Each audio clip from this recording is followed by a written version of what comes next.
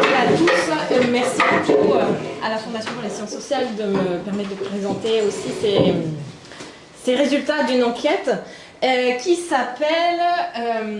et d'ailleurs, c'était une super transition avec WhatsApp parce que justement, ça porte sur WhatsApp et donc, en fait, je travaille sur les processus de construction d'informations politiques alternatives sur les groupes WhatsApp en Amérique latine. Alors, moi, ce que je vais essayer de vous montrer ici, c'est que finalement, WhatsApp, qui a l'air d'être une messagerie d'échange interpersonnel, en fait, on échange là justement des messages entre deux personnes de manière un peu spontanée, privée, désordonnée. Finalement, ça peut être utilisé par certains acteurs comme un média. Et c'est de plus en plus utilisé comme un média, et d'ailleurs comme un média de flux, et je dirais même comme des chaînes d'information en continu.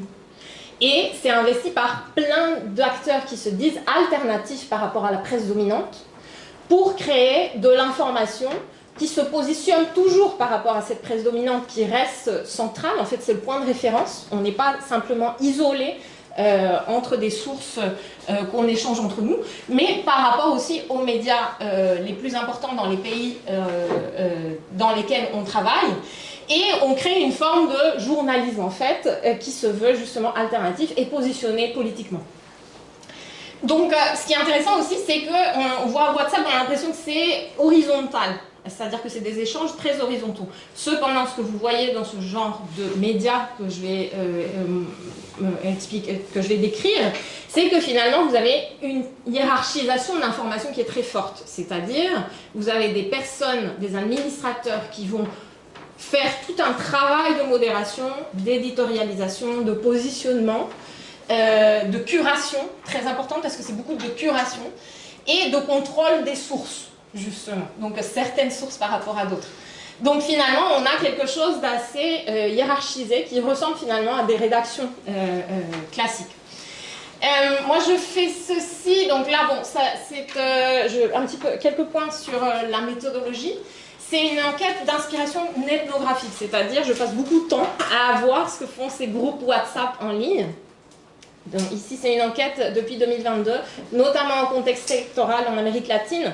Et donc ça demande tout un travail d'intégration des groupes, c'est-à-dire je tombe sur un groupe, donc comment est-ce qu'on tombe sur un groupe? C'est un lien souvent qui apparaît à force de chercher, un lien vers un groupe WhatsApp, je rentre dans ces groupes et à partir de là, je commence à suivre jusqu'à ce qu'on me propose, parce que c'est comme ça que ça marche, de nouveaux liens pour rentrer dans de nouveaux groupes, ainsi de suite.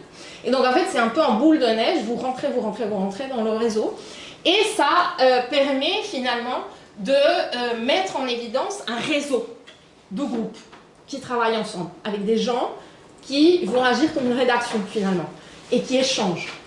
Ce qui est très intéressant ici, c'est que c'est transnational. C'est-à-dire, moi, au début, ce groupe-ci dont je vais vous parler, je pensais que c'était tout petit. Parce que je suis tombée dessus au Costa Rica. Je croyais que c'était un groupe costaricien. Et en fait, j'ai découvert que c'était tous les pays de la région latino-américaine, des pays européens, des pays en Amérique du Nord, etc. Et donc, ensuite, moi, ce que je fais, c'est d'observation non participante. Moi, je ne participe pas du tout, mais j'observe, à moins qu'on me pose des questions, ce qui peut arriver parfois. Et ensuite, je fais de la statistique descriptive, par exemple, je regarde les indicatifs téléphoniques, etc. Puis, je fais de l'analyse qualitative des conversations. Donc, c'est vraiment tout un travail où on combine le quantitatif et le qualitatif pour pouvoir contrôler ce qu'on fait. C'est ici. Donc, bon, ça, je vous passe un petit peu la littérature dans laquelle ça s'inscrit, mais en synthèse, c'est des travaux sur les relations internationales en Amérique latine, les médias alternatifs, et aussi toute la question, justement, de la construction de l'information et des rumeurs, de la désinformation, les fake news, etc., les théories du complot. Alors, si je commence à vous décrire ce groupe, ce qui était très intéressant ici, c'était le point central, c'est que finalement, c'est un groupe d'information alternative à l'échelle transnationale. Donc en rentrant dans ce groupe, au fur et à mesure, au bout des années, j'ai identifié tous ces pays. C'est-à-dire des personnes qui participent à ces groupes, qui viennent de tous ces pays. Donc là, vous voyez, toute l'Amérique latine est concernée. Parmi les pays les plus importants dans ce réseau, il y a le Venezuela, le Costa Rica qui était le point de départ, et c'est là où il y avait le modérateur le plus fort. Vous aviez aussi l'Espagne qui est très présente en Europe. Et ensuite, en fonction des contextes, vous aviez le Brésil, la Colombie, éventuellement. En Europe, ce qu'on peut constater, c'est que c'est souvent aussi des latino-américains migrants dans ces pays qui participent au réseau. Ces participants vont avoir un profil assez particulier. Donc moi, je me suis concentrée à partir des indices, parce que c'est ça aussi la difficulté, c'est qu'on travaille à partir de traces. Parce que sur les groupes WhatsApp, il y a l'information qui est très verrouillée, et on n'a que certains éléments. Et ça demande tout à... C'est vraiment lent comme travail. Donc, par exemple, ce que je peux identifier, c'est les administrateurs. Parce que les adresses et les profils des administrateurs sont visibles. Et donc, en croisant tous mes groupes, parce que j'ai pu identifier au moins 190 groupes du réseau, et moi j'ai pu entrer dans 30 groupes au fur et à mesure, je peux identifier tout plein d'administrateurs qui finalement participent à beaucoup de ces groupes. C'est-à-dire sur les 30 groupes dans lesquels j'ai pu rentrer, je voyais des personnes qui étaient tout le temps partout et qui faisaient de la modération dans tous les groupes, ce qui conforte cette idée d'une hiérarchisation. Lorsque vous voyez d'où ils venaient, en fait, vous vous rendez compte que c'était essentiellement du Venezuela. Il y en avait aussi beaucoup au Costa Rica, il y en avait à Cuba, là vous voyez aussi Argentine, Chili, etc. Après, c'était plus variable, et Espagne. Mais c'était beaucoup Venezuela, Costa Rica. Ces groupes-là, vous avez, oui, là c'était 18 groupes où j'avais vraiment l'information claire. Et ensuite, vous allez avoir des communautés, parce que tout ceci est articulé avec des sortes de chaînes qui ont été mises en place par WhatsApp, c'est-à-dire WhatsApp aujourd'hui il offre la possibilité de créer des canaux, je ne sais pas si vous avez déjà vu, et donc dans les canaux, en fait c'est vraiment de la diffusion d'informations de manière constante. Si on regarde ensuite les profils à partir des indices disponibles, on se rend compte que finalement c'est un réseau de personnes qui ne sont pas tout à fait jeunes. On n'est pas forcément face à de la génération, des personnes de la génération Z. Hein. On est plutôt dans la génération d'avant. Le profil moyen des personnes qui participent et qui modèrent, c'est un homme de à peu près 50 ans, 40-50 ans, qui a des pratiques Internet plutôt qui se rapprochent pas à la génération, parce qu'on ne peut pas encore parler vraiment de génération, mais aux usages d'il y a 10 ans, c'est-à-dire c'est plutôt Facebook, Instagram, que TikTok, par exemple. Donc on voit aussi un certain profil se dessiner, et puis c'est aussi beaucoup de militants qui vont faire appel à des références latino-américaines de l'époque des années 60-70, de la gauche latino-américaine des années 60-70, c'est-à-dire le référent, c'est l'ancienne gauche depuis la révolution cubaine jusqu'à aujourd'hui. Donc ça c'est le profil, et d'ailleurs c'est sûrement pour ça que j'ai réussi à entrer aussi loin, hein, parce que les plus jeunes verrouillent beaucoup plus l'accès. Que font ces gens sur ce réseau? Donc ce qu'ils font, c'est qu'ils échangent des contenus toute la journée, vraiment toute la journée, en flux continu, ça commence à 4h30 du matin. Ils arrosent tous les groupes de liens. Et ces liens viennent de plein de sources différentes. Et ce qu'ils font essentiellement, c'est de la curation, c'est-à-dire ils choisissent des liens qu'ils considèrent comme fiables d'informations alternatives sur l'Amérique latine. Et donc ils vont les placer dans les différents groupes, parfois sous la forme de newsletters très élaborés. Donc tous les jours, moi j'ai une newsletter de liens sur tous ces sujets. Et donc si vous êtes inscrite à plein de groupes différents, en fait ça fait un effet de rubricage. Pourquoi? Parce que moi par exemple, j'ouvre mon WhatsApp tous les matins et j'ai une liste de groupes avec des liens dedans. De la part de ce réseau. Et vous pouvez voir qu'il y a des groupes qui sont plutôt sur l'actualité internationale, d'autres nationales, sur les élections, sur la science, la culture et des sujets divers. Donc on a autant de l'info internationale, beaucoup, que de la culture, la bonne humeur, la cuisine saine, l'intelligence émotionnelle ou les traces du passé, les peuples originaires. La science aussi, il y a des groupes sur la science parce qu'ils se revendiquent justement scientifiques. Et notamment des groupes où on essaye de débunker les théories conspiratives, etc. Et aussi la religion, parce qu'on s'oppose beaucoup à la religion. Vous voyez l'angle aussi, parce qu'il y a un angle éditorial qui est très clair, donc on est vraiment à gauche du spectre latino-américain, politique latino-américain. Vous voyez, donc on est vraiment États-Unis contre un rebours final, amis de la Russie, Europe paralysée, la Ligue latino anti-empire, et ça c'est le point qui permet de comprendre, en fait, on est anti-impérialiste. C'est les BRIC, en fait, qui sont vraiment ce qui est défendu dans ce type de réseau. Monde multipolaire, donc un monde multipolaire où finalement les États-Unis n'ont plus la même importance qu'avant. Positionnement dans les groupes électoraux dans chaque pays par rapport aux candidats de gauche en général, c'est-à-dire à chaque fois qu'il y a un candidat de gauche, il va y avoir un nouveau groupe qui va être créé pour soutenir à travers de la propagande mais aussi de l'information diverses.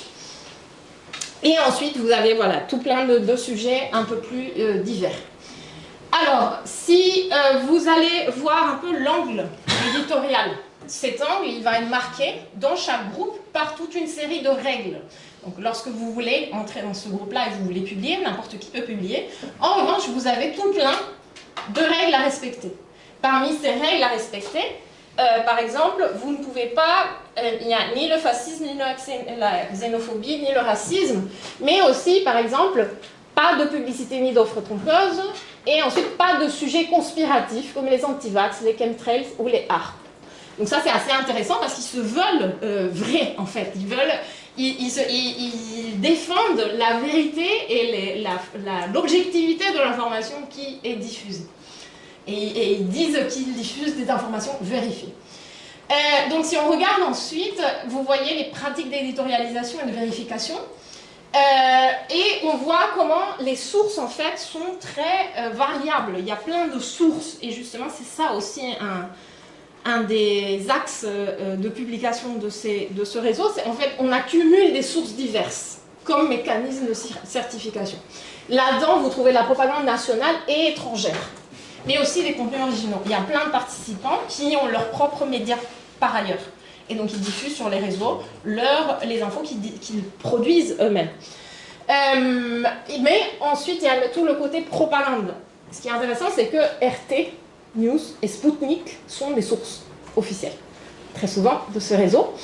Et vous trouvez aussi Hispan TV, qui est un groupe iranien, notamment. Donc on peut penser qu'il y a de la propagande qui vient de la Russie ou de l'Iran, notamment. Mais on trouve aussi de la propagande, notamment du Venezuela. Ça c'est assez intéressant, c'est les médias d'État vénézuéliens qui diffusent de l'information. Et là, ce qui est particulier, c'est que dans le cadre du Venezuela, ces médias sont dominants. Ils ne sont pas alternatifs au Venezuela, c'est les médias de l'État. Vous avez au Venezuela plein de médias qui se veulent alternatifs par rapport à ces médias dominants. Mais si vous regardez à l'échelle de la région latino-américaine, bien sûr, les médias vénézuéliens d'État ont un positionnement qui est alternatif par rapport à la presse régionale dominante. Donc c'est ça aussi qui est intéressant, c'est que l'alternativité est vraiment située, contextuelle, relationnelle, justement par rapport à l'ensemble des médias qui sont en course, dans le champ en fait.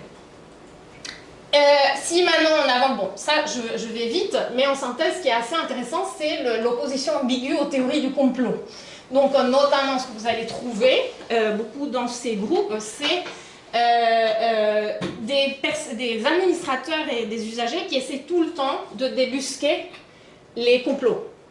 Et donc c'est en débusquant les complots et les anti-vax et ce qui relaie des fake news qu'on montre que nous, on est vraiment, on certifie, on vérifie l'information. Donc par exemple là c'était quelqu'un qui diffusait une vidéo anti-vax qui remettait en question l'efficacité des vaccins. Et ensuite, vous avez tout un échange là-dessus pour essayer de voir si c'est vrai ou pas.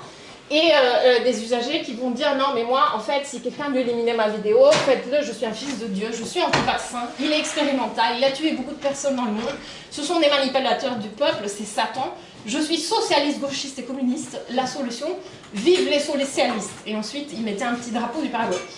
Et ensuite, vous aviez un usager qui était en train de contredire ce qu'il était en train de faire, qui lui disait « Ah, bah tu vois bien que tu es anti-vax. » Et donc, on essayait vraiment de débusquer les anti-vaccins. Je suis en retard, du coup, parce que j'ai eu du mal Trouvé. Pas de souci. Merci. Donc ça, c'est une stratégie, c'est-à-dire on s'oppose aux théories du complot, on s'oppose aux anti-vax, mais par ailleurs, les vaccins, il y a toute une distance par rapport aux vaccins. Donc les vaccins états-uniens, on doute beaucoup des vaccins états-uniens, mais les vaccins qui viennent de la Russie, ça a l'air plutôt intéressant. Et donc, non, mais en fait, les vaccins russes sont meilleurs que les vaccins états-uniens. Donc ensuite, là je finis sur quelques diapositives, 3, j'en ai encore 3, où je vous mets des images pour montrer aussi toute la discussion sur l'anti-impérialisme et les actualités internationales. Donc ça c'est le genre d'images que vous trouvez et qui mettent en évidence que l'anti-impérialisme est à géométrie variable. C'est-à-dire, par exemple, dans ce groupe, les participants sont pour la Russie dans le cadre de la guerre en Ukraine. C'est-à-dire que la Russie aille en Ukraine, ça va. Pourquoi? Parce qu'en fait, on considère ici, là vous voyez cette image, les États-Unis ont fait des expériments sur le coronavirus, sur des chauves-souris, dans des laboratoires aux États-Unis, en Ukraine, par exemple. Et parce qu'il y a toute une construction, justement, des liens entre l'OTAN et l'Ukraine. Et donc, en fait, c'est la Russie qui se défend de l'anti-impérialisme états-unien. Mais en revanche, par exemple, le Venezuela est en ce moment en train de, ou en tout cas avant que Maduro se fasse un peu éjecté du pouvoir, et il envahissait le Guyana. Et là, on est d'accord aussi. Pourquoi? Parce que si vous regardez l'histoire du Guyana, en fait, avant le territoire du Guyana, il y avait une partie qui appartenait au Venezuela, mais au 19e siècle. Et en fait, dans ce cas-là, on revendique le territoire du Venezuela au 19e siècle comme une revendication légitime du pays.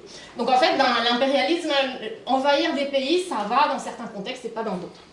Et ensuite, tout ceci, comment est-ce qu'on comprend, en fait, ce qui permet de tout articuler et de comprendre la ligne éditoriale, c'est la question des briques. C'est-à-dire, là, le positionnement, il est anti-impérialiste. L'idée, c'est de créer un nouvel ordre multipolaire dans lequel il y a des alliances entre les pays des Suds et la Russie et la Chine face à la décadence occidentale. C'est ça le discours que vous trouvez. Si maintenant j'avance très vite pour vous montrer les dernières actualités, ça c'est pas dans le papier parce que c'est très récent.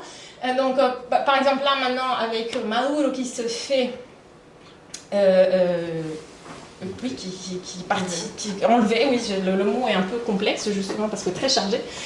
Donc vous avez ce groupe qui prend position pour le retour. Là par exemple il a été jugé hier, donc on va le défendre. Le procès infâme. Et ensuite, vous avez tout plein de pétitions parce qu'ils veulent qu'ils reviennent, en fait, que Maduro revienne. Donc, soutien à Maduro. Si on regarde la partie sur l'Iran, ça c'est aussi très intéressant parce que vous avez justement cette accumulation de sources très diversifiées. Donc, par exemple, vous allez avoir plein d'images où on va surtout mettre l'accent sur les réussites de l'Iran. Par exemple, l'Iran a attaqué 5 bateaux pétroliers en une seule journée, en pleine escalade du conflit, où l'Iran il intensifie les attaques avec des missiles très puissants contre Israël et les États-Unis. Oui, et ici, suite aux attaques iraniennes, en fait, les Israéliens seraient en train de migrer. Donc il y a 3,2 millions de réfugiés israéliens à la suite des actions iraniennes. Donc vous voyez là, on met l'accent sur ça. C'est quel intérêt de faire ça? Pardon? C'est quel intérêt de faire ça, de pousser les gens de pousser les autres à revenir? Non mais en fait on pose les questions à la fin de la session. Mais bon, pour répondre un petit peu, on se situe justement dans cette perspective anti-impérialiste, dans le sens où là c'est vu comme une action justement de l'impérialisme états-unien, les États-Unis qui viennent envahir l'Iran, et dans le cadre de ce positionnement multipolaire, il s'agit d'une agression, et finalement l'Iran et les BRICS seraient plus puissants que les États-Unis. Et donc on montre la victoire. Donc si vous lisez que le réseau, les informations du réseau, vous avez plutôt tendance que l'Iran est en train de gagner en ce moment. C'est assez intéressant. Donc on crée une certaine information qui est différente de ce qu'on peut voir dans les médias dominants. Après, bon, si vous voyez les médias états-uniens et dominants, vous croyez aussi que les États-Unis sont en train de gagner. Et on a des avions qui circulent. La Maison-Blanche diffuse des vidéos d'avions qui vont en Iran au rythme de la Macarena. Je ne sais pas si vous avez vu. Donc bon, je finis rapidement. Vous avez aussi tout plein de contenus générés par IA. Et c'est ça aussi qui est très intéressant maintenant. Bon, là, en ce moment, les vidéos politiques générées par IA sont succulentes. C'est-à-dire qu'il y a plein de choses à voir là-dedans. Donc ce qui est intéressant ici, c'est que vous avez à la fois des potentielles informations qui peuvent être vérifiées d'une certaine manière, dans un certain degré, et en même temps, vous avez de l'IA, avec la scénarisation de certains scénarios, certaines possibilités pour raconter ce qui est en train de se passer. Et avec un registre humoristique, satirique aussi. Donc on a une accumulation de ces différents régimes de vérification, de certification d'information qui est très intéressant. Donc en conclusion, ce qui est intéressant ici, ce que j'essaie de montrer dans ce travail, c'est que justement WhatsApp est utilisé comme un média, que la construction d'informations politiques doit être analysée de manière située parce que justement l'alternativité des médias dépend du positionnement dans un champ particulier national, mais aussi dans une région particulière et par rapport à la construction d'informations internationales au niveau régional et plus global. Et aussi comment WhatsApp en fait permet tout ça. C'est-à-dire WhatsApp, d'une part, ils disent qu'ils sont une plateforme, mais ils s'organisent de plus en plus comme un média. Merci. Voilà. Merci beaucoup.